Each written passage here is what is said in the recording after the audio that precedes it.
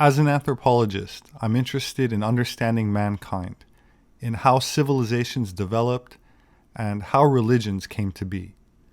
With modern advances in the field of genetics, great progress has been made in understanding why there are different races, and it turns out that things did not unfold the way that it's been portrayed in the media, which seems to be more about promoting an egalitarian political agenda than with unbiased scientific discovery. Organizations such as the Smithsonian and even the United Nations have promoted the theory of a linear progression of mutating simians that left Africa that then populated places like Europe. Cro-Magnon, the first fully modern hominin, first shows up all of a sudden in the fossil and genetic record about 35,000 years ago. Before that date, there is no hominin on the planet that has a chin, which in an anthropological context is a signature of an agricultural diet. Cro-Magnon's blood type was A negative, and A blood type is considered to have come from an agricultural population. That said, no other hominin, primate, or prosimian had Rh negative blood. Incidentally, simian basically means monkey, and pro means before. So what I'm saying is no monkey, ape, or other hominins such as Neanderthal, Homo erectus, or anything that supposedly evolved into monkeys was Rh negative. Nothing before Cro-Magnon used bow and arrows, or used spears, or any bifacial tool technology.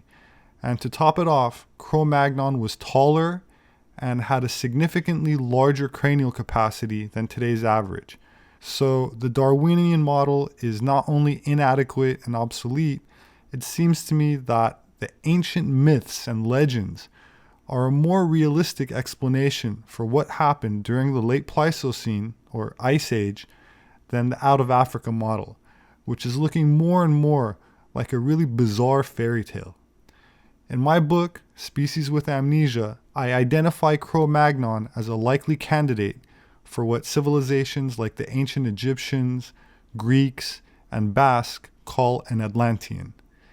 During the first half of the 20th century, the nationalist German government sent expeditions around the world exploring the remnant civilizations and descendants of Cro-Magnon, such as the Guanches, the native people of the Canary Islands in the Atlantic, which left tall mummies and built small stone pyramids.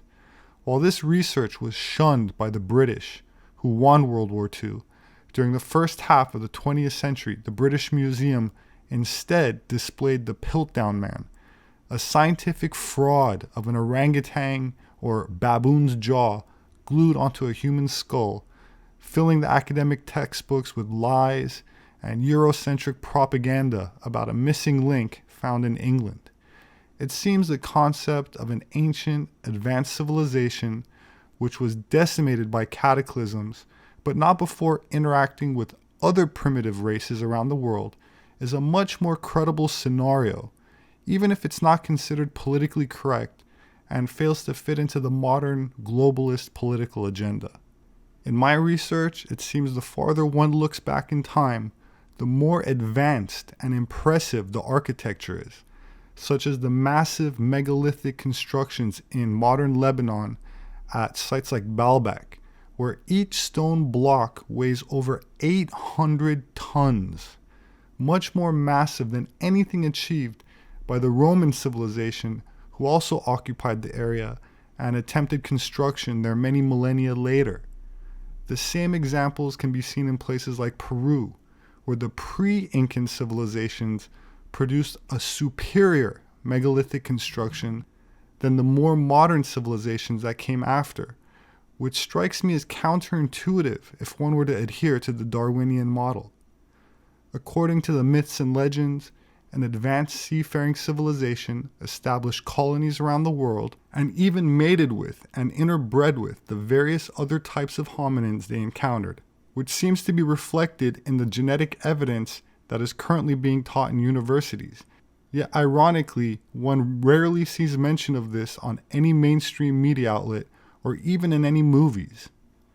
During our own age, the Holocene, we have first-hand examples documented of when a more advanced agricultural civilization encounters for the first time a hunter-gatherer tribe, illustrating the cultural differences and going against the narrative that agriculture developed spontaneously at the same time around the world, rather than the diffusionist model, which means one group spread it around, becoming the nobility, or in some cases, deified as gods.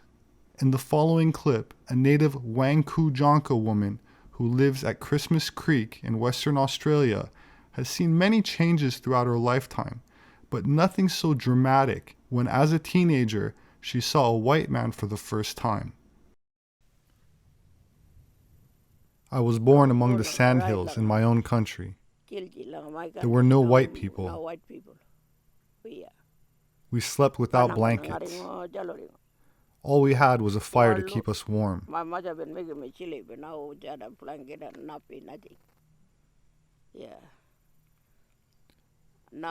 We wore no clothes, completely naked. We used to travel around and go hunting on foot. We'd catch large guanas, bandicoots, blue-tongued lizards,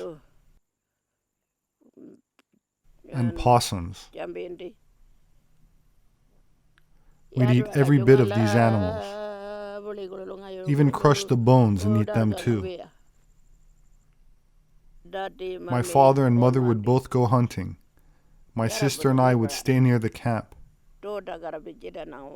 and hunt for small lizards. We'd track thorny devils, following its tiny tracks until we could find one feasting on ants. We would catch it and look around for more. Then we would cook and eat them and save some for our mother and father. The first time I saw an aeroplane was down near the stock route. It landed near us. We thought the white people might kill us. We were frightened of the white people, so we hid in a wattle tree. We sat under that tree looking out. Then someone said, "It's gone now. It's a long way off."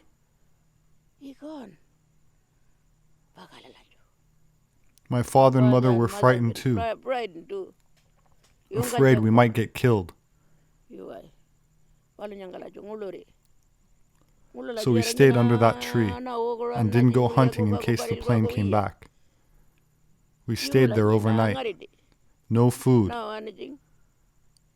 Just the bush tucker we had with us. My uncle was a stockman. He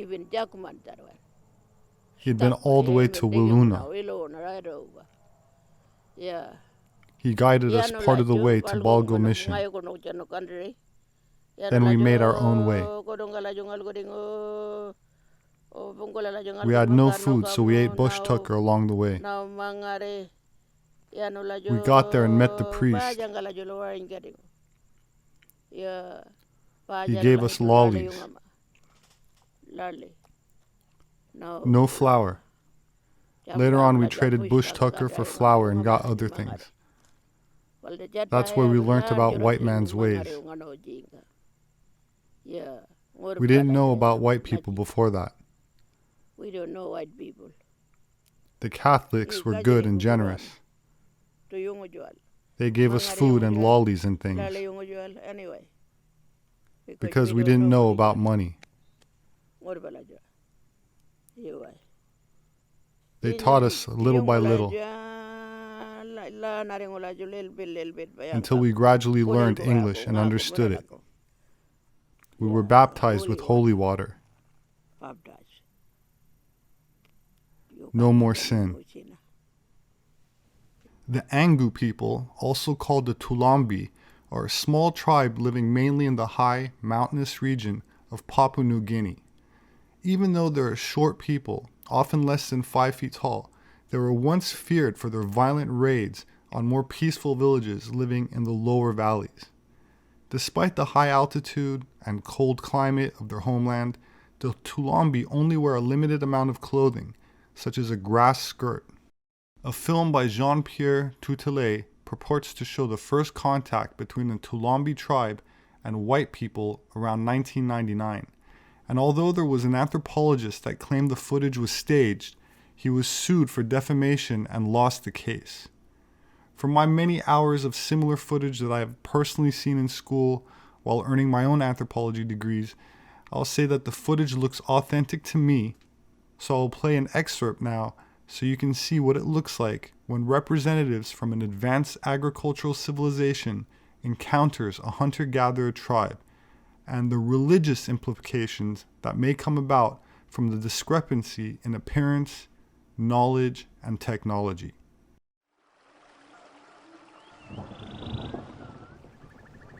The footage you are seeing is unedited.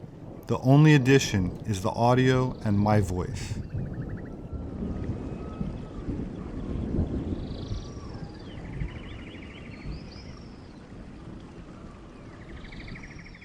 According to some of the neighboring tribes that have already had interactions with Western civilization, this tribe does not believe the white man exists, thinking them to either be gods or ghosts.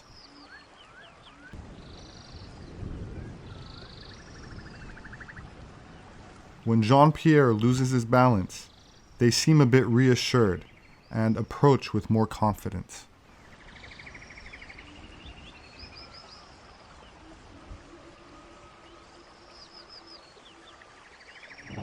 At this precise moment, Jean-Pierre is convinced that he will be struck with an arrow, stating that he thought the tribesmen might want to test if it will pass through his body or not.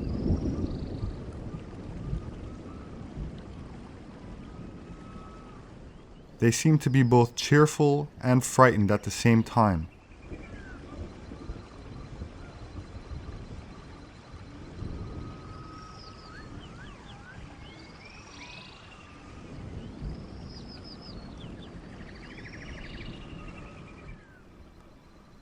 This one tells the women to stay back.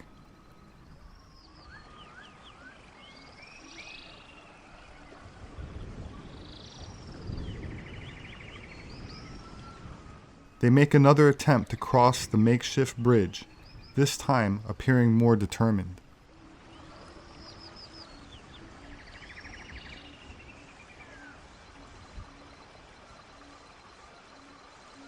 Jean-Pierre tries to show them his peaceful intentions through hand gestures and a non-threatening posture.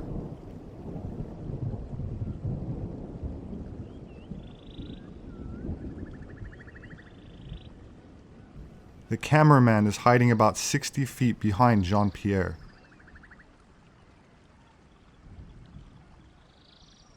He cautiously extends his hand as they observe the physical differences in clothing and appearance.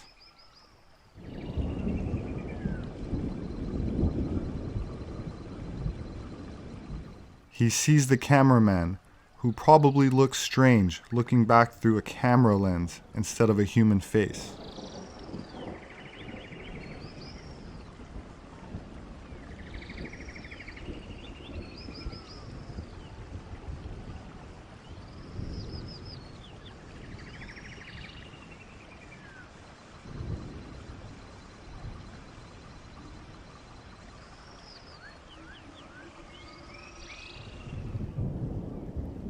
Although primitive, a stone axe can be very lethal.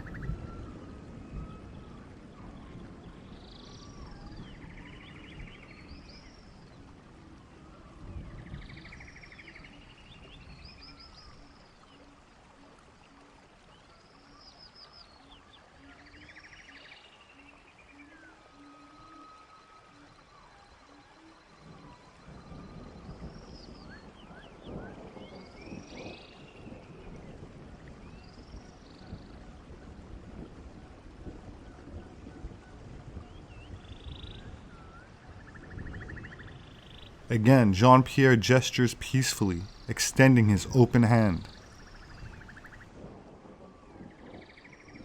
One of the tribesmen seems afraid of his black bag, but tastes the salt brought along as a gift. The short, quick breath is a sign of fear and potential danger.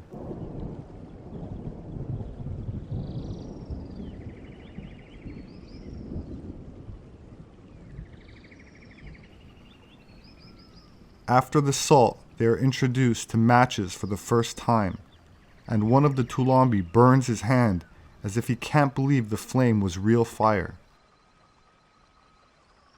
Another tries to taste the match, repulsed by the bitter phosphorus.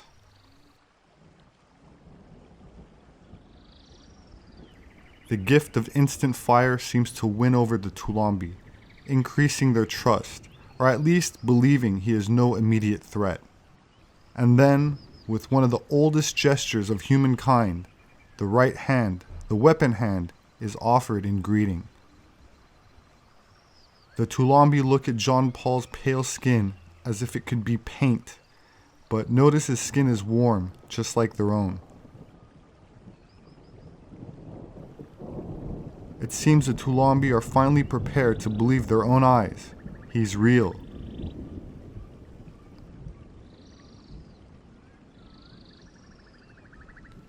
They seem fascinated by his long Caucasian hair.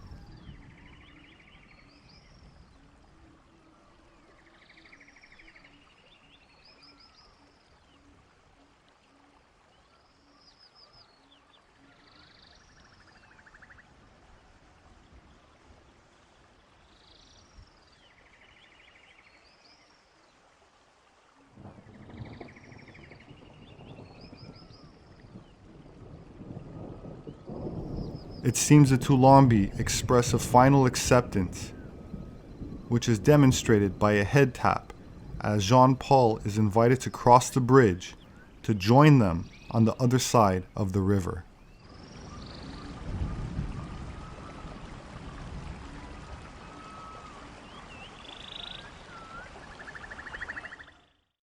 It's encounters like this one that bring to life ancient legends of white gods that introduced agriculture to various parts of the world, from places like Mesoamerica and South America, all the way across the Atlantic Ocean to the Berber tribes of North Africa by Mount Atlas, and even sub-Saharan Africa, where Credo Mutwa, the 85-year-old Zulu shaman in South Africa, claims that this picture he had painted of tall, blonde-haired, blue-eyed beings had been seen by black African tribes throughout that continent long before the white Europeans arrived.